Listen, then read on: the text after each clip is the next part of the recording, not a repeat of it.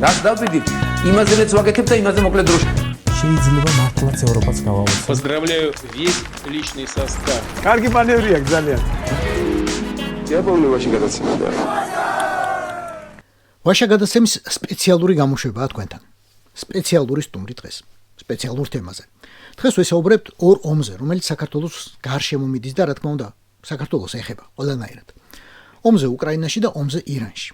და ვისაუბრებთ თადარიგის პოლკოვნიკ რობერტ ჰამილტონთან, ვინც დღეს ანალიტიკოსისა და მეგობრის სტატუსით ხშირად ჩადის ხოლმე უკრაინაში.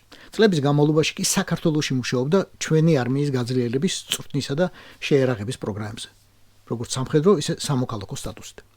საქართველოში მას ბევრი იცნობს. ამიტომ მისი აზრი რა ხდება ჩვენს გარშემო ომებში დარწმუნებული ვარ უამრავ ადამიანს დაინტერესებს.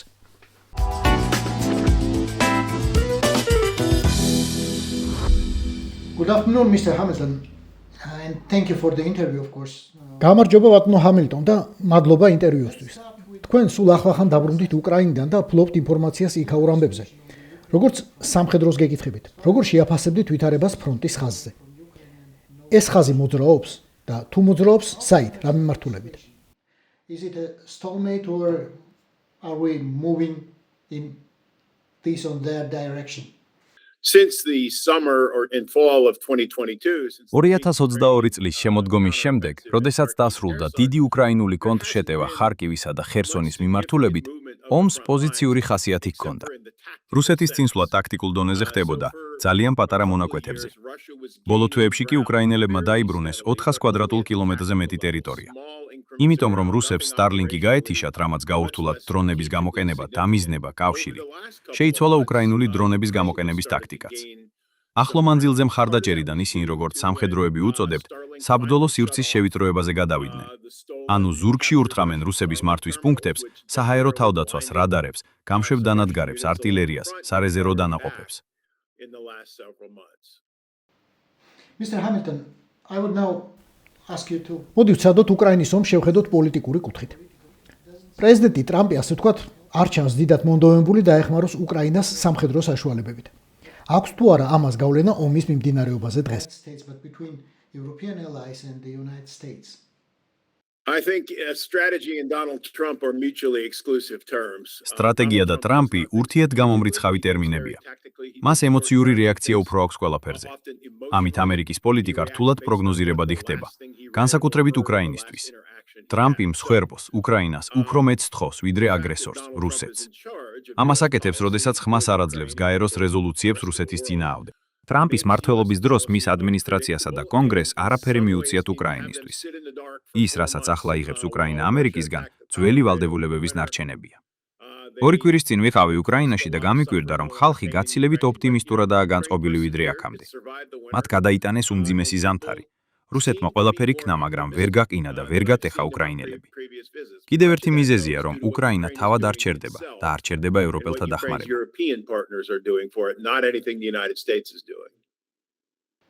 Okay, you mentioned the war with Iran. When Mr. Trump has President Trump-ს ახლა თავისი ომი აქვს ირანში. აქვს თუ არა ამ ომს გავლენა ომზე უკრაინაში? მაგალითად, მოიხსნა თუ არა უკრაინის მიმართულებიდან რაიმე სამხედრო საშუალებები, რომლებიც გადაისროლეს ახლა ახლო აღმოსავლეთში. და აქვს თუ არა ზოგადად ამ ომს გავლენა არა მხოლოდ შეერთებულ შტატებსა და უკრაინას შორის ურთიერთობებზე, არამედ ურთიერთობებზე ნატოს, ევროპელ პარტნიორებსა და შეერთებულ შტატებს შორის. The relations between the United States and the European allies. I mean, yes and no. I know that's an unsatisfying answer. თან კი თან არა. არსებობს სამხედრო შესაძლებლობები, რის მიწოდებაც მხოლოდ შეერთებულ შტატებს შეუძლიათ.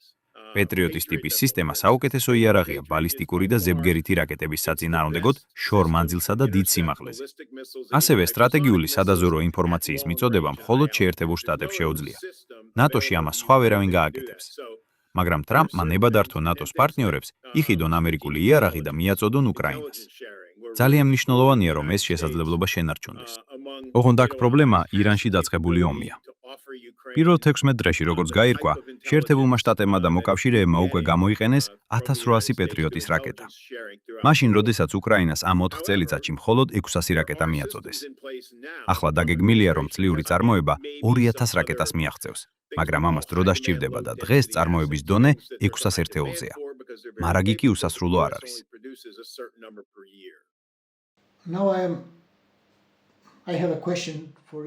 ახლა ისევ გეკითხებით როგორც ოფიცერს. ხედავთ თუ არა ირანთან ომის სრულ სტრატეგიას. რამდენად ნათელია ამ ომის მიზნები და აქვს თუ არა შეერთებულ შტატებს ომის დასრულების სტრატეგია. საერთოდ რის შეიძლება დასრულდეს ეს ყველაფერი? What could be the final purpose, final aim for United States and Israel there? The Trump administration has been criticized by a lot of people in the media and by a lot ტრამპს ხშირად აკრიტიკებენ, რომ ან არა აქვს გამოკვეთილი ამოცანები ირანის ომში, ან აქვს ზედმეტად ამბიციური მიზნები და არ სურს სათანადო რესურსების მობილიზაცია მათ მისაღწევად. ჩემი აზრით, კრიტიკა რაღაცაში მართალია. თავიდან ტრამპი რეჟიმის შეცვლაზე საუბრობდა. დღეს ამას აღარ ახსენებს. ახლა ადმინისტრაცია ამბობს, რომ მთავარი ამოცანა იყო ირანული რაკეტების, საჰაერო თავდაცვის, ფლოტისა და სამხედრო მრეწველობის განადგურება. გვეუბნებიან, რომ ეს ამოცანა დიდწილად შესრულებულია. თუმცა ვხედავთ, რომ რაკეტები და დრონები ირანიდან ისევ მიფრინავს გარშემო ქვეყნების მიმართულებით. რაც მთავარია, სამხედრო მიზნების მიღწევა თავისთავად არ ნიშნავს პოლიტიკური მიზნის მიღწევას. ომი კი პოლიტიკური აქტია. აზრი არ აქვს ვიღაცის სამხედრო შესაძლებლობა განადგურებას თუ ვერ მიაღწევ პოლიტიკურ ცვლილებას. უნდა მიიღო უფრო მეგობრული მთავრობა ან რამე სხვა. დღეს ირანს ისევ ჩაკეტილი აქვს ჰორმუზის სრუტე. ნატოების ფასებმა ყველა რეკორდი მოხსნა და ირანის რეჟიმს არ ეთხოვა, რომ აპირებს რამის დათმობას შეერთებული შტატებისა ან ყურეში მის პარტნიორებისთვის. We witness quite unpleasant dialogues. ბოლო დროს ვისმენთ საკმაოდ არასასიამოვნო დიალოგებს, ან უფრო სწორედ მონოლოგებს ატლანტიკის ორივე მხრიდან. ომი ირანში და ევროპელ და ამერიკელთა პოზიციებს შორის განსხვავება აისახება თუ არა ნატოს ძირითად ფუნქციებზე, აისახება თუ არა ტრანსატლანტიკურ კავშირზე. Backbone of NATO. Absolutely. I mean, Donald Trump has already said it would. I mean, სულ რამდენიმე დღის წინ თქვა ტრამპმა, რომ შეერთებული შტატები არ შეასრულებს მეხუთე მუხლის მოთხოვნას, რომელიც თავისთავად ავტომატური არ არის. ესე იგი, ესტონეთს ან პოლონეთზე თავდასხმას არ განიხილავს ამერიკაზე თავდასხმად. ამას ამბობს, რადგან ბრაზობს ნატოს მოკავშირეებზე, რომლებიც არ ეხმარებიან ირანთან ომში. განსაკუთრებით იმის გამო, რომ მათი ხომალდები არ მიდიან ჰორმუზის სრუტეში მოძრაობის გასახსნელად. შეერთებულ შტატებსა და ისრაელს შეიძლება ყველანაირი უფლება და მიზეზი ჰქონდათ ამ ომის დასაწყებად. მაგრამ ამერიკას თავს არავინ დასხმია. ამიტომ მეხუთე მუხლის ასამოქმედებლად კონსულტაციებს ვერ დაიწყებს. ნატოს მეხუთე მუხლის ვალდებულების გარეშეც ჩაურთავს ერთიანი მოქმედების მექანიზმი, მაგალითად კოსოვოში. მაგრამ ევროპელები დღეს ფიქრობენ, რომ ომს ირანში ყურადღება და უზარმაზარი ამერიკული რესურსი გადააქვს ევროპული უსაფრთხოებიდან. გადააქვს რესურსი, რომის გამოყენებაც ძალიან წაადგებოდა უკრაინის დაცვას ან სხვა მოკავშირეებს. საბოლოოდ კი პრობლემაა, რომ ტრამპი ბევრჯერ დაესხა თავს ნატოელ მოკავშირეებს. გრენლანდიის დაპყრობის მუხარეთ, კანადის 51 შტატად მოხსენიებით, საუბრებით, რომ ნატოს ამერიკისთვის არაფერი გაუკეთებია, მაშინ როდესაც მეხუთე მუხლი ისტორიაში ერთადერთხელ ამოქმედდა და სწორედ ამერიკაზე ტერორისტების თავდასხმის შემდეგ 11 სექტემბერს. დაამატეთ ამას ნატოელი პარტნიორებისთვის დაწესებული ტარიფები. ამ ომის შედეგად ირანის დასუსტება მოახდენს თუ არა გავლენას რუსეთის სამხედრო შესაძლებლობებზე უკრაინაში. საერთოდ რამდენადაა დამოკიდებული რუსული არმია დღეს ირანის დახმარებაზე? I think it's reasonable to say that US attacks on ამერიკის შეტევა ირანის სამხედრო მრეწველობაზე რაღაც ხარისხით დააქვეითებს რუსეთთან სამხედრო თანამშრომლობაში ირანის შესაძლებლობებს. მაგრამ ადრე, როდესაც ირანი შეეშაჰედებს დიდი რაოდენობით აწვდიდა რუსეთს, ეს უფრო ეფექტური იქნებოდა.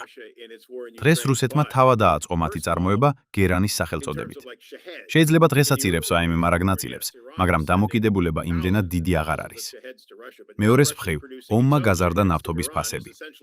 ტრამპმა დიდწილად მოხსნა სანქციები სხვაში მყოფი რუსული ტანკერების ნავთობზე და მოსკოვს 150 მილიონი დოლარის მოგება აქვს ყოველდღიურად. თუმცა ისიც სიმართლეა, რომ ეს არის ომი რუსეთის ბოლო მოკავშირესთან ახლო აღმოსავლეთში. მას შემდეგ, რაც ასადი გაიქცა სირიიდან, მოსკოვს რჩებოდა მხოლოდ ირანი. ახლა კი მისი სამხედრო შესაძლებლობები, რა თქმა უნდა, განადგურდა.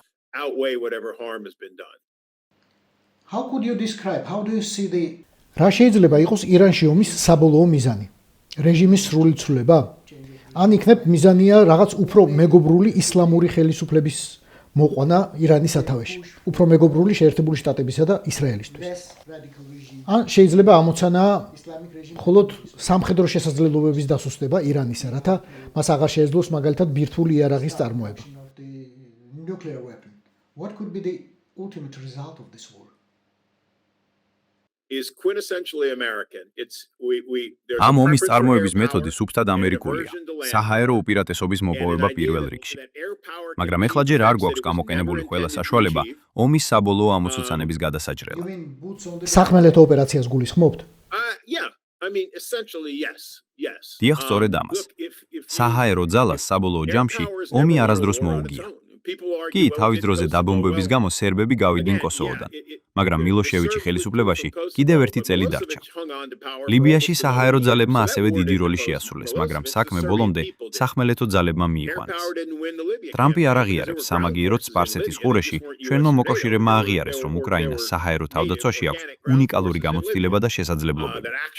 შექმნილი აქვს დრონების საწინააღმდეგო მრავალშიანი თავდაცვა, ელექტრონული ჩახშობის საშუალებები, კინეტიკური საშუალებები, მაგალითად, ტყვიამფრქვევები, გადამჭერი დრონები და ბოლოს მაღალ სიმაღლესა და შორ მანძილზე მოქმედი რაკეტები ბალისტიკური რაკეტების წინააღმდეგ.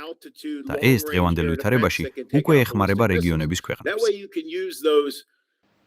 Thank you Mr. Hamilton. Let's hope that მადლობა ბატონო ჰამილტონ. ვიქონიოთ იმედი, რომ შეერთებულ შტატებსა და ევროპელ მოკავშირეებს შორის აზრთა სხვადასხვაობა მხოლოდ დროებითია და ეს ყველაფერი მალე მოგვარდება.